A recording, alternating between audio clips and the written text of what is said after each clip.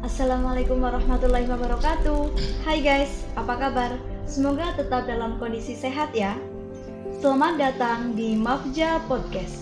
Perkenalkan, saya Rofiqatul Fauziah, siswa SMK Ma'arif Bukateja, kelas 12, jurusan Akuntansi. Mafja Podcast adalah podcast di mana sebagai sarana untuk bertukar pikiran dan menyalurkan ide-ide bagi kemajuan siswa dan sekolah, tentunya yang dikemas secara menarik dan enak untuk diambil manfaat dari perbincangan yang dilakukan narasumber. Dan pada episode ini kita akan membincangkan suatu topik yang menarik nih, yaitu perbincangan tentang pembelajaran online di mata Bapak Ibu Guru. Tentunya saya tidak sendiri dong. Pada episode ini saya ditemani oleh narasumber sekaligus guru BK SMK Ma'arif Bukateja. Assalamualaikum Pak Suryo. Bagaimana kabarnya? Semoga tetap dalam kondisi sehat. Waalaikumsalam warahmatullahi wabarakatuh. Alhamdulillah sehat. Semoga semuanya juga sehat. Amin. Oh iya nih Pak, pada episode perdana ini kita akan membahas tema yang cukup menarik dan krusial nih Pak. Sudah hampir 1,5 tahun kita melaksanakan pembelajaran online. Bagaimana sih menurut Bapak pembelajaran online ini? Apakah efektif diterapkan pada saat ini? Sebuah pertanyaan yang sangat bagus dan tepat itu ya dipertanyakan di sini. Apakah PJJ online itu efektif ya? Nah ini PJJ online itu salah satu pilihan yang tidak bisa dihindari. Karena memang tidak ada alternatif lain untuk mengatasi keterbatasan dalam masa pandemi ini di mana tidak diperbolehkan pembelajaran tatap muka. Maka PJJ online ini barangkali satu-satunya cara yang memang harus kita tempuh. Jadi mungkin lebih baik dipertanyakan bagaimana supaya PJJ online ini menjadi lebih efektif. Nah, kemarin saya melakukan penelitian yang sederhana ya dari sejumlah 18 responden, 1 orang laki-laki dan 17 perempuan. Nah, jawabannya seperti apa mengenai PJJ online itu? Menurut mereka itu keribetan atau keruwetan dalam menyikapi PJJ online ini hampir semua mapel. Itu dari 18 siswa itu yang menjawab bahwa PJJ online itu ribet itu hanya 7%. Nah, barangkali ini menggambarkan sebenarnya antara guru dan siswa itu sudah bisa connect atau sudah bisa berjalan walaupun memang masih perlu ditingkatkan. Nah, seperti apa data-datanya nanti bisa kita ungkap lagi ini karena insya Allah merupakan data yang valid itu. Jadi kembali lagi pertanyaannya apakah ini efektif? Harus efektif karena kita tidak bisa menghindar dikala kita tidak bisa melakukan pembelajaran tatap muka, maka PJJ online ini satu-satunya cara yang harus kita tempuh. Seperti itu. Terus apa sih yang dilakukan oleh siswa dan guru supaya pembelajaran PJJ ini efektif? Nah, inilah perkaranya ya. Memang ini PJJ online ini sesuatu yang baru dan ditempuh dengan kondisi keterpaksaan di mana mungkin hampir semua kondisi itu belum dipersiapkan secara matang ya, ini memang karena darurat ya. Nah, dalam kondisi keterpaksaan itu semua pihak telah berusaha, pemerintah telah berusaha memberikan berbagai bantuan, sekolah demikian juga menyikapinya ya karena memang harus dikondisikan PJJ online, demikian juga siswa dikondisikan. Jadi apa yang harus dilakukan oleh guru dan murid supaya PJJ online ini menjadi efektif? Efektif di sini pengertiannya hampir serumpun atau senada dengan tepat sasaran atau tepat guna. Jadi kalau dipermudah bagaimana PJJ online ini harus menjadi efektif, apa yang dilakukan oleh guru dan siswa? Ya memang harus connect. Dan tadi dari data penelitian itu hanya 30% yang tidak connect itu. Hanya 30%. Berarti 70% itu sebenarnya sudah bisa menjangkau. Nah, hanya tinggal ditingkatkan kualitasnya siswa juga harus mendekat ke sumber-sumber yang bisa online, tetap harus berusaha. Demikian juga guru yang dilakukan sudah maksimal atau belum, ini perlu ditingkatkan, karena segala sesuatu ini kalau kita tidak mengikuti arus zaman, kita akan menjadi korban. Maka tidak bisa tidak, kedua belah pihak antara guru dan siswa harus sama-sama berusaha agar PJJ online ini menjadi tepat sasaran. Nah, ini PR besar, di mana tidak hanya kita yang menghadapi, tapi sekolah-sekolah lain atau untuk keperluan-keperluan lain yang namanya online ini memang sesuatu yang ternyata tidak semudah yang kita bayangkan, seperti itu. Jadi komponen utama untuk pembelajaran ini itu ya Pak, keselarasan antara siswa dan guru gitu ya Pak, komponen utamanya. Ya, barangkali seperti itu yang harus kita tingkatkan bersama-sama, bagaimana peran guru dan murid dalam mempertemukan materi, dalam menyampaikan materi, di mana ketemu antara pesan yang disampaikan oleh guru dan penerima pesan adalah murid, bagaimana bertemu di satu titik. Ya, ini sekarang kita memakai media Google Classroom, atau mungkin bisa memakai media yang lain seperti WA, atau mungkin cukup SMS. Menurut saya itu PJJ online tidak bisa menyampaikan materi 100% karena waktunya sangat lama dan sangat membosankan, dan juga durasi waktu hidupnya HP atau sarana yang dimiliki oleh siswa ataupun yang dipakai untuk semuanya mungkin tidak bisa menjangkau durasi yang berjam-jam.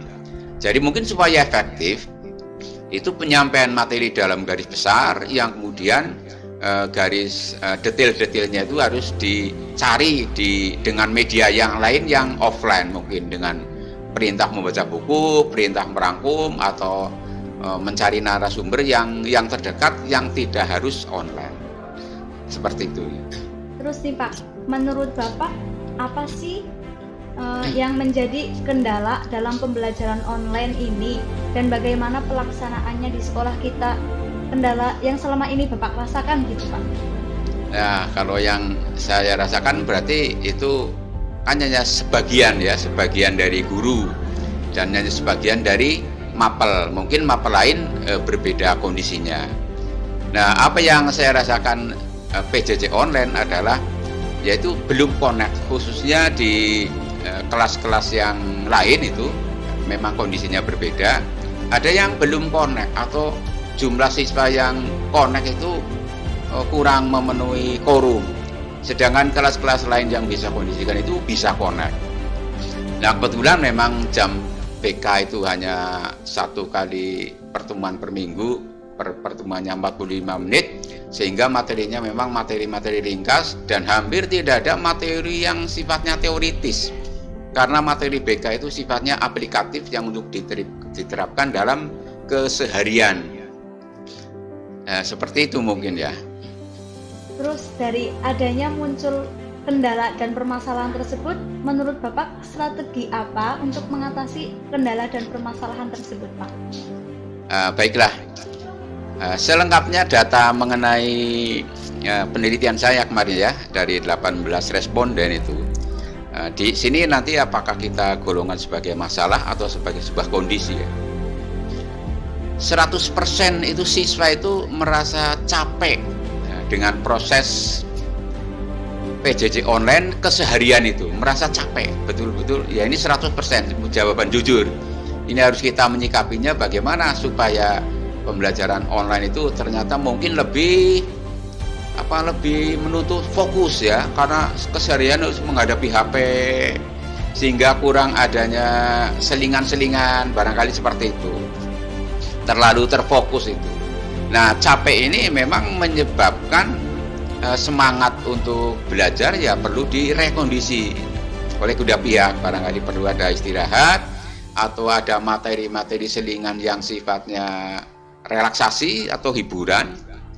Ya, disitulah pandai-pandainya mempertemukan pesan, dalam hal ini materi pelajaran, supaya materinya itu berupa teori atau yang aplikatif, tapi koneksitasnya itu dua belah pihak, yaitu antara pihak menyampaikan pesan, di sini guru, dengan siswa sebagai penerima pesan atau penerima materi, di mana materinya itu tidak hanya berupa pelajaran, mungkin ya ini rasa capek apa yang dialami oleh siswa, dan kemudian 13 siswa dari 18 siswa atau 72% itu merasa bosan dan jenuh dengan PJJ online. Ini penelitian di satu kelas ya, jadi merasa jenuh. Nah, rasa jenuh ini tentu saja karena sesuatu kegiatan yang sifatnya monoton, terus menerus. Perintah dari guru untuk merangkum, perintah dari guru untuk membaca, perintah dari guru dan seterusnya, tanpa adanya diselingi oleh satu kondisi yang bisa menyebabkan relaksasi. Nah, barangkali apabila kita sudah mengetahui titik-titik di mana kita harus mengkondisikan dengan cara yang berbeda, dalam hal ini adalah untuk peningkatan kualitas pembelajaran jarak jauh online, kita akan bisa melaksanakan PPJ online yang lebih baik lagi. Karena apa? Kita menghadapi situasi pandemi ini, ke depan waktunya belum bisa diprediksi kapan akan berakhir. Ya, barangkali satu-satunya cara, belum terlambat, atau jangan merasa bahwa besok akan belajar secara tatap muka, belum tentu seperti itu. Barangkali akan diperpanjang dengan persyaratan-persyaratan tertentu, sehingga selama pilihannya masih ada dalam PJJ, ya harus kita terus-menerus meningkatkan diri antara siswa, guru, dan materi serta sarananya juga harus terus-menerus ditingkatkan. Ini kan kita udah PJJ hampir lama ya Pak, 1,5 tahun nih. Apa nantinya akan berpengaruh jika tatap muka diadakan, terus sudah lama PJJ itu akan berpengaruh ke siswa sendiri maupun guru atau tidak sih Pak? Nah, ini mungkin asumsi ya, karena penelitiannya belum ada yang valid itu. Tapi berdasarkan kondisi-kondisi yang lalu yang mungkin menyerupai, adalah terjadinya perubahan karakter. Khususnya ini ada pembelajaran, di dalamnya ada rangka pendidikan, bukan hanya penyampaian materi seperti di kursus. Di dalam pendidikan kan ada hal-hal yang perlu dididik, bukan hanya menyampaikan materi, keseharian bagaimana siswa bertingkah laku, berpribadian yang baik, bertutur kata, tata krama, sopan santun, dan lain-lain. Nah, 1,5 tahun ini dengan tidak adanya pembelajaran tatap muka, barangkali telah terjadi perubahan karakter. Ya, karena 1,5 tahun itu cukup lama, sehingga terjadi perubahan karakter bagaimana siswa-siswa menyikapi pembelajaran. Nantinya walaupun PTM tetap beda. Karena dengan PTM kita bisa mengkondisikan kedisiplinan, kepatuhan, dan lain-lain. Nah, dengan PJJ ini belum bisa menjangkau seperti itu, karena siswa berada di area yang bebas, tidak terkontrol. Mungkin siswa mengikuti pelajaran sambil celana pendek, mungkin belum mandi, belum sikatan ya. Nah, walaupun gurunya sudah ganteng-ganteng dan cantik di sekolah karena memang berangkat ke sekolah dengan benar, tapi siswanya kan berada di rumah, di gunung, di mana saja ini. Jadi mungkin yang perlu diwaspadai adalah perubahan karakter karena tidak adanya tatap muka antara pendidik dengan siswa. Kita tadi kan sudah berbicara tentang permasalahan yang ternyata masih sangat banyak dan perlu adanya tindakan yang cepat dan tepat untuk menyelesaikannya. Tapi apakah pembelajaran online ini ada sisi positifnya untuk seluruh kalangan, baik maupun itu siswa maupun guru atau secara materi itu sendiri, Pak? Sisi positifnya itu harus sangat positif. Karena kita hidup di era digitalisasi, tidak lagi era manual 1+1 atau melangkah 1 meter 2 meter. Kita berada di era digitalisasi, jadi harus bisa mengambil berkahnya atau bisa mengambil manfaatnya. Jangan sampai malah menjadi korban digitalisasi. Justru dengan pembelajaran tatap muka ini terpaksa atau dipaksa, kita seharusnya menjadi bisa, jangan malah menghindar itu. Jelas PJJ online ini banyak sekali manfaatnya.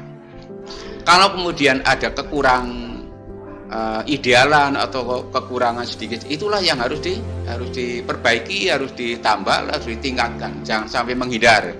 Kita hidup di era seperti ini online, di mana orang sudah kemana-mana pikirannya, produknya, idenya, sementara manusianya masih berada di ruang, tapi idenya dan produknya sudah kemana-mana. Apakah kita mau kembali lagi ke era manual? Tentu ini sangat tidak, nanti ketinggalan zaman, kita malah menjadi ketinggalan zaman. Orang lain sudah jauh, kita masih tetap berada di sini, manusia dan pikirannya. Jadi kita sekali lagi harus mengambil sisi positifnya, harus mencari di mana sisi positifnya. Jangan sampai kita mundur apa yang sudah kita capai, baik karena terpaksa. Justru dengan terpaksa itu kita harus menjadi bisa. Nah, hal-hal yang kurang mari kita perbaiki bersama-sama, supaya kita menyongsong era digitalisasi ini, kita tidak menjadi korban dan kita bisa hidup selaras, sejahtera dan bahagia walaupun online seperti itu. Sebagai closing nih Pak, apa harapan Bapak buat Mafja Podcast, juga harapan Bapak untuk kedepannya? Ya, ini bagus sekali ya. Mudah-mudahan seperti ini bisa menjadi sarana pengembangan kualitas sumber daya manusia di SMK Ma'arif, ya. Baik dari siswa maupun dari guru tentunya. Dari siswa bisa menyalurkan hobi atau bakat dan minat yang selama ini tidak tersalurkan atau tidak terbayangkan, bahwa sebenarnya Rofiqoh itu bisa menjadi seorang penyiar, tapi karena lingkungan kondisinya itu belum muncul, sehingga bakat atau minat pun itu terpendam. Nah, ini salah satu contoh, sehingga sekali lagi semuanya harus kita ambil sisi positifnya, dan saya yakin sarana seperti ini akan menjadi sarana pengembangan yang luar biasa ke tingkat yang berkualitas bagi semua sumber daya manusia yang ada di SMK Ma'arif. Nah, tentu kita ke depannya, saya pribadi berharap agar materi-materi yang disampaikan melalui media seperti ini tidak hanya media pembelajaran, tapi bisa yang bersifat seni, hiburan, atau pendidikan dengan kondisi yang lain, atau budaya, atau olahraga, atau yang lain-lain, sehingga kita mengudara dan dikenal di masyarakat, menjadi sumber informasi, sehingga kita bisa berkontribusi tidak melalui tatap muka atau memanggil orang tuanya, tapi bisa disampaikan seperti ini melalui online. Sebelumnya terima kasih Pak sudah bersharing-sharing dengan saya, terus langsung ini, semoga ini menjadi manfaat buat kita, terus siswa-siswa yang lain, guru-guru yang lain, semoga di kalangan masyarakat juga bermanfaat. Terima kasih Pak sebelumnya. Ya, baik, sama-sama, terima kasih. Wassalamualaikum. Sudah jelas apa yang disampaikan oleh Pak Suryo. Tentunya banyak ya manfaatnya yang didapatkan dari perbincangan saya dengan Pak Suryo tadi, dan tentunya menjawab unek-unek kalian nih yang selama ini di benak kalian, apa sih PJJ gini-gini gitu ya, mengenai pembelajaran online ini. Semoga kedepannya mari kita doakan bersama agar pandemi ini segera usai, dan kita saya juga sebagai siswa, semoga tetap dalam keadaan sehat, terus tetap sehat, terus semoga pandemi cepat selesai, kita bisa tatap muka kembali dengan Bapak Ibu guru, penyampaian materi secara maksimal. Sebagai closing, jangan lupa subscribe and like channel ini ya, untuk kemajuan sekolah kita. Terima kasih telah stay di channel ini, semoga bermanfaat. Tetap jaga kesehatan, jaga prokesnya. Wassalamualaikum warahmatullahi wabarakatuh.